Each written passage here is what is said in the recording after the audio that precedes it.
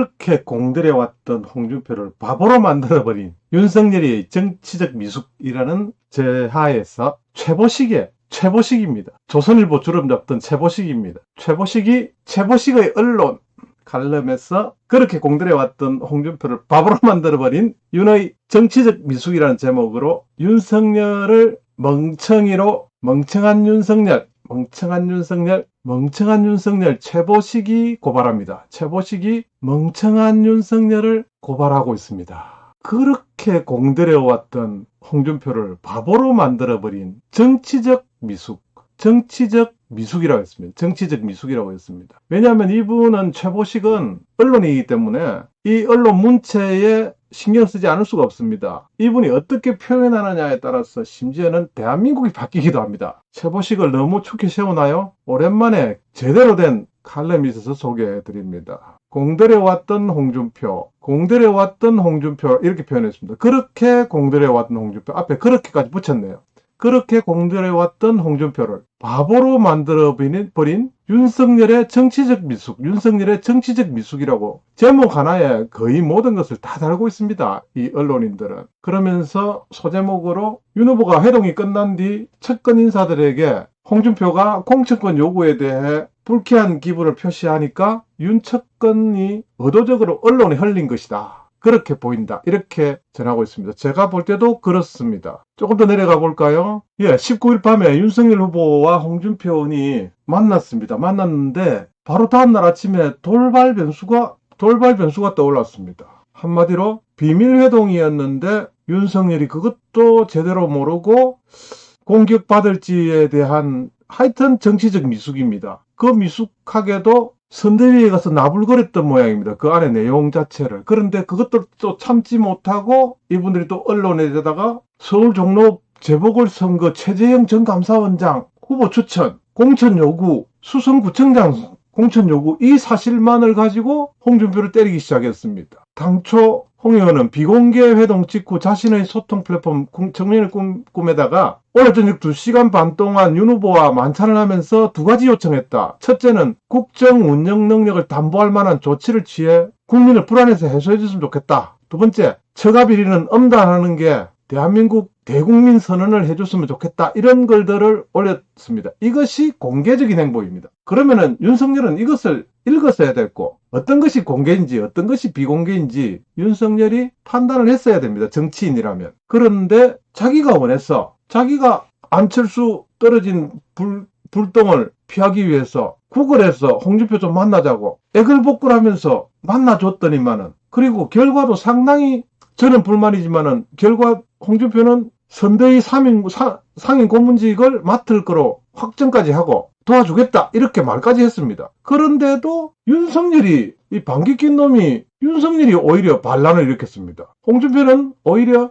이 두 가지만 해소되면 중앙선대본부 상임고문으로 선거팀에 참여하겠고 실제로 이것은 수락 의사를 표시한 것이다. 그런데 그 다음날 홍 의원이 윤 후보에게 이 두 가지 요구와 함께 재보궐선거 공천권도 요구한 사실이 흘러나와 버렸습니다. 그 공천 요구권도 사실은 이미 윤석열 팀으로 들어간 최재형 이야기였습니다. 최재형도 이미 윤석열 팀에 합류했습니다. 그리고 최재형의 공천권 요구는 상당히 근거가 있습니다. 최보식은 이렇게 이야기하고 있습니다. 윤 후보가 회동이 끝난 뒤 측근 인사들에게 홍 의원의 공천권 요구에 대한 불쾌한 기분을 표시했기 때문에 윤 측근이 이것을 의도적으로 언론에 흘린 것으로 보인다. 이렇게 저도 이거와 같은 생각입니다. 윤석열이가 그렇게 나오지 않았다면 윤석열이 측근들도 윤핵관들도 이렇게 나오지는 못했을 겁니다.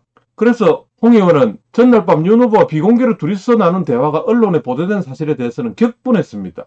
그 격분한 단어 홍준표의 색깔 그대로입니다. 그 단어 무엇일까요? 이제 홍준표 스타일 나오고 있습니다. 방자라고 했습니다. 방자하기 이럴 데 없다. 두 번이나 강조했습니다. 방자라는 말을. 성 좀 났습니다. 성 낼 때는 제대로 내야 될 것 같습니다. 어떻게 후보하고 이야기한 내용을 가지고 나를 비난하느냐. 그건 방자하기 이럴 데 없다. 그의 평소 스타일대로 흥분했다. 이렇게 최보식이 이야기했습니다. 이 권영세가 당의 지도자급 인사라면 대선 국면이라는 이 절제절명의 시기에 마땅히 지도자로서 걸맞는 행동을 해야 한다. 만일 그렇지 못한 채 구태를 보인다면 지도자로서 자격은커녕 우리 당원으로서의 자격도 인정받지 못할 것임을 명심해야 한다. 이렇게 권영세의 권세로서는 감히 입에 담을 수 없는, 권영세는 지금 현재 선대본부에서도 이준석 세력에 밀려서 거의 쪽도 못 쓰고 있는, 힘도 못 쓰고 있는 그런 상태죠. 권영세. 그런데 이번에는 이때다 하고 한번 큰 소리를 질러보고 있습니다. 권영세가 큰 소리를 한번 질러보고 있습니다. 이때다. 우리 보스가 불만을 표시했다. 우리 보스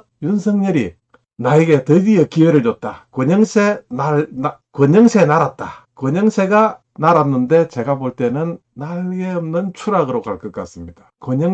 권영세가 썩은 동아줄을 잡지 않았나. 낄 때 안 낄 때 낄낄 빠빠라 그랬습니다. 낄 때 안 낄 때 제대로 봐야 되는데, 이번 대선에 윤석열 팀에서는 이준석 말고는 힘쓰는 사람이 없는 것 같습니다. 이준석이 마음껏 건세를 누리고 있습니다. 이준석 아니면은 완전히 이준석의 헛수아비로 윤석열이 가는데, 거기에서 권영세가 한번 보스의 힘을 믿고 한번 날아보려고 홍준표에게 대들었는데, 그 홍준표의 반응은 방자하기 이럴 데 없다. 너 방자하기 이럴 데 없다. 방자라는 말을 2번이나 했습니다. 그런데 윤석열이도 기자들과 만나서 공정관리위원회를 구성해서 공정하게 정한 기준과 방식에 따라서 하는 것을 원칙으로 세워놨다. 이렇게 하면서 이제는 거들먹거리고 있습니다. 지가 공정하다고 기준과 방식에 따라서 원칙을 강조하고 있습니다. 원칙을 강조해서 원칙대로 해서 박근혜를 인신구속했나요? 박근혜를 파면하기까지 범죄를 만들었나요? 10원도 먹지 않은, 돈 하나 먹지 않은 박근혜를 뇌물죄로 공동정범으로 윤석열이 몰아가 놓고, 지금에 와서 윤석열은 박근혜가 자기에게 유리한 말을 해줄 수 있도록 기대하고 있는, 저게 과연 정상인이라고 볼 수 있겠습니까? 정상이라면은 박근혜가 자기에게 좋은 말을 하도록 기다리고 있다. 제가 볼 때는 정상이 아닌 것 같습니다. 뭔가 대한민국 지금 거꾸로 가고 있는 것 같습니다.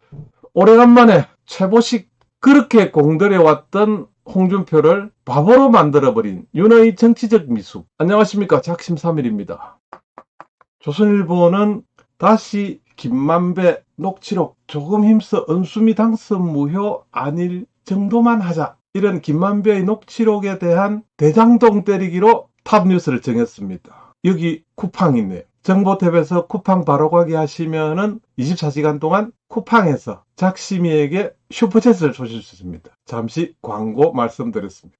자, 조선일보가 다시 대장동 때리기, 이재명 때리기, 윤석열 올리기. 여기는 윤석열 올리기입니다. 윤석열 올리기, 한국갤럽 조사, 이재명, 윤석열, 안철수 17%까지 올랐다는 이야기도 전하고 있습니다. 김종인이 안철수 지지율 18% 안 넘으면 단일화 논의 힘들어, 이렇게 말했는데 완전히 목전으로 와버렸습니다.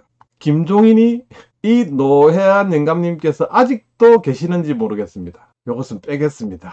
김종인 말도 정말 말도 듣기 싫습니다. 한국갤럽에서 이재명 34%, 안철수 17%, 윤석열 또 내려갔습니다. 자, 다음 비디오에서 안철수의 급부상, 그리고 홍준표의 새로운 도전, 오히려 선택의 폭이 넓어졌다, 이런 논지로 다시 한 번 더 이어가겠습니다. 작심삼일 비디오 일기, JP레코더, 작심삼일 비디오 일기, 자유시장경제 1등 주자 홍준표와 함께 하고 있습니다.